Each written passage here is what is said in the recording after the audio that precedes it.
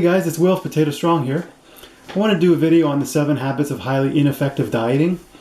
I've noticed a lot of common issues that people have, and I thought this would help you guys if maybe recognize certain things that you might have troubles with.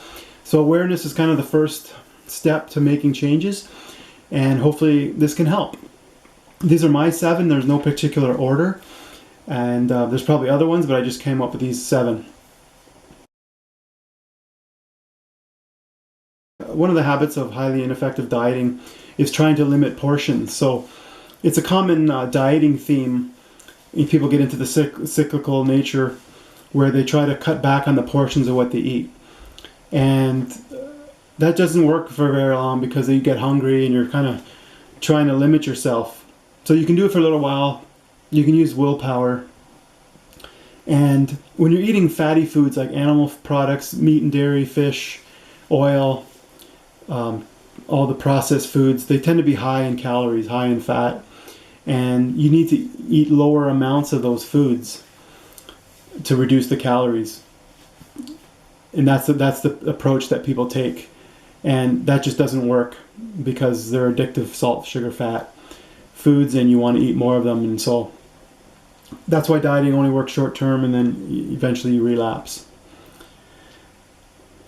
So the solution is to eat a starch-based diet, a low-fat, high-carb diet, no oil, whole food, plant-based. And that approach allows you to eat a lot of food. The calorie density of the food is low, so you can fill up your stomach. You can get everything you need in plant-based diet and eat a lot of food.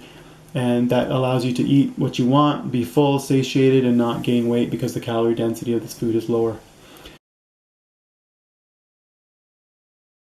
The second habit of highly ineffective dieting is lack of knowledge. So in particular, like Starch Solution, people will email me and ask, can I eat pasta? Can I eat bread? Should I do this or that? And they don't have the knowledge that they need. They're not sure about cooking, what to do to buy food, grocery shopping, what to do in restaurants. So you got to educate yourself and try to go direct to the source. So that's like the doctors and the science, if you can. I've been spending the last 2 years reading a lot of books, China study, looking at some of the science, the studies that are on the various websites, videos by Dr. McDougall, Dr. Thomas Campbell, Dr. Greger, getting up to speed on all the issues with cholesterol, saturated fat, vitamin B12, vitamin D, protein, carbs, all that stuff. Understanding that carbs don't make you fat, that it's the animal products and the processed foods that do. And so you got to overcome your fear, but that's by understanding how everything works, our biology, the fact that we're meant to be eating plants, and also the knowledge of things that happen to animals when they're in captivity, when they're killed, the environmental damage from methane, from water usage and waste of the animals. And so you don't necessarily need all that information before you can do anything. Essentially, you just have to eat fruit, vegetables, legumes, and whole grains, and you're good to go. It's really simple, but all this knowledge can help you understand a little bit more about what you're supposed to do. Another common issue I see with people that struggle is eating out at restaurants. So it's been ingrained in us. We eat to celebrate. We eat when we're sad, emotional. We like to get together, socialize with people and family and friends. So restaurants is a lot of times where that happens. But just the tendency is to eat a lot of high fat, salt, sugar foods when you're in restaurants. And it's really frustrating and challenging to get healthy foods. When I used to go there, it was a way of celebrating and eating stuff that I knew wasn't the greatest, but it was, somebody else cooked it. I didn't have to cook or clean, and they want to make it tasty for you. And so most people I've talked to, it's a pretty big hassle, and usually doesn't lead to results. But I know people that are resistant to that, to avoiding restaurants. There are ways around it, but I'm just saying that the general trend is that when you're eating a lot out at restaurants, that people will tend to not get the results. And each of these things that that you do will have an effect on your overall results and health. And number 4 for ineffective dieting is giving up at the first sign of trouble, or plateaus. So a lot of us want kind of quick results. I get a lot of emails, how long did it take you to lose the weight? Maybe they didn't lose weight the first week. And it can be frustrating to hit a plateau where nothing's changing. But sometimes things are changing. You might be, the scale weight might not change, but you might be getting more muscle and a little less fat. You may need to tweak some things. You may have done things, there may be some foods, restaurants or snacks or things like that might have thrown you off. But even if you're completely adherent to this diet, there's ways to lower the caloric density without really restricting yourself from portions and things like that. So that'd be substituting in more non-starchy vegetables, green peppers. But you need to be satiated on the starch, so you don't want to cut the starches too much.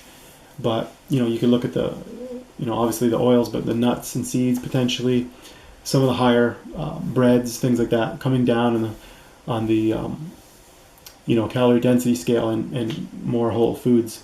So the idea is to stay consistent, and the short-term effect or thinking and dieting mentality is kind of a short-term approach, and it's not a long-term approach. So this needs to be a permanent, consistent change, and you can do that, like I say, by thinking of the animals and the environment and other aspects as well as purely weight loss and understand the long-term effects on your health of eating a plant-based diet and how beneficial that is just to keep you on track and to find foods that you like. I've got a lot of recipes, and I just eat this food. I don't even think about it. I just eat these amazing, tasty foods every day, and it's really simple that way.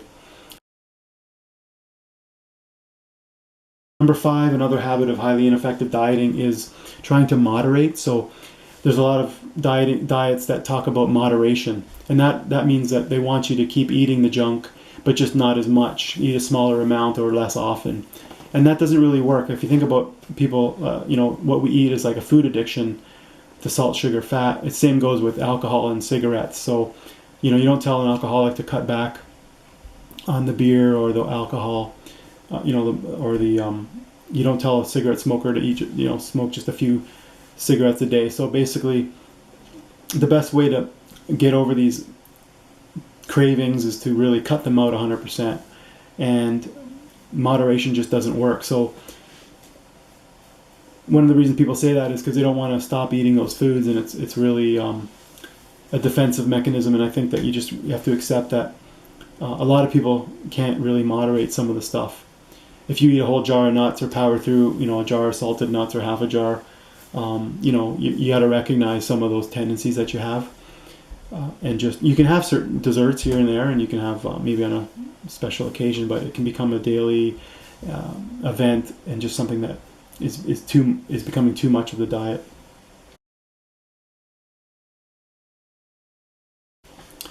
Number 6, I notice a lot of people who have troubles will minimize the things that they're eating, the negative aspects of it.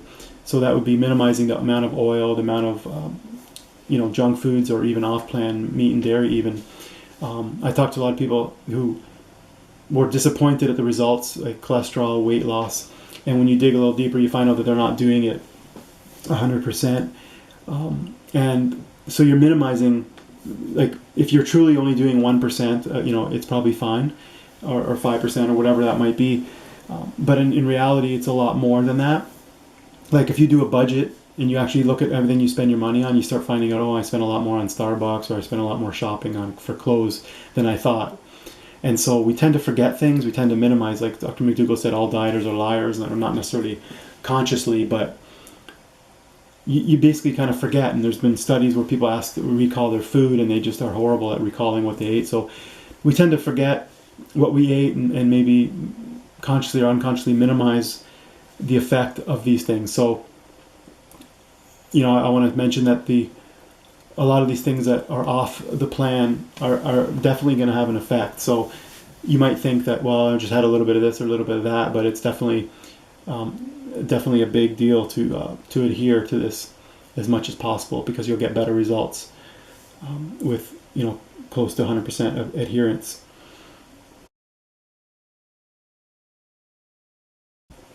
And finally, the seventh habit of highly ineffective dieting is victimization.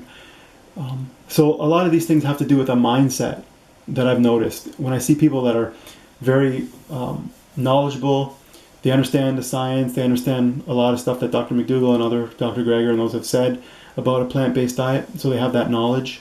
They know how to cook various meals. They kind of, they might be discouraged or upset by what other people are eating now. They've really changed their internal mindset, and so even though they might not have the health and the weight loss results at that time, they've really switched their mindset. But I noticed that people that aren't getting it tend to be, the victimized. So that means they might blame genetics. It's something that you can't control. So if you blame genetics, you're basically saying, well, there's nothing I can do.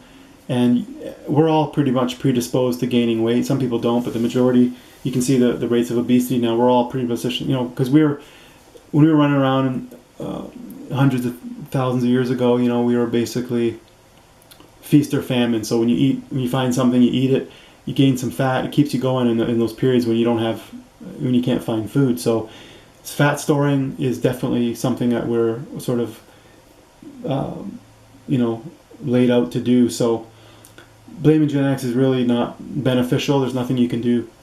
And governments, doing subsidies, or governments that are, setting up the food plates and things, food pyramids that are not what we want them to be, really not our control. And food corporations, there's food everywhere, fast food joints. And so all this kind of stuff is really outside of our control. And what you want to focus on is what you control, which is what you eat. And, not really victimizing, not playing victim for yourself. Some of us have serious issues, and but the vast majority of us, it's basically what we're eating. And what I find is the people that aren't getting the results are really not doing, the Starch solution. They've done it, they've gone off, or there's been a lot of a certain percentage off plan, and it's just they haven't really given it a shot. So on June 30th, just a couple of days ago, was my 2-year plant-iversary, vegan anniversary, and these are things that I just want to pass along to you to show how you can be consistent for the 2 years. So by going 100% to this, you break some of your taste buds, some of your habits and cravings, and recognizing your trigger foods, like what those might be for you. It might be desserts, it might be more fatty foods, salty foods. So trying to recognize that, and so hopefully these tips help you, and just let me know what you think of that. And I'm not trying to say that you can't do any of these things, like go into restaurants or anything like that, but just trying to point out some of the commonalities that I see in some of the people that aren't quite getting the results that they want to get. And so hope that helps, guys. Talk to you later.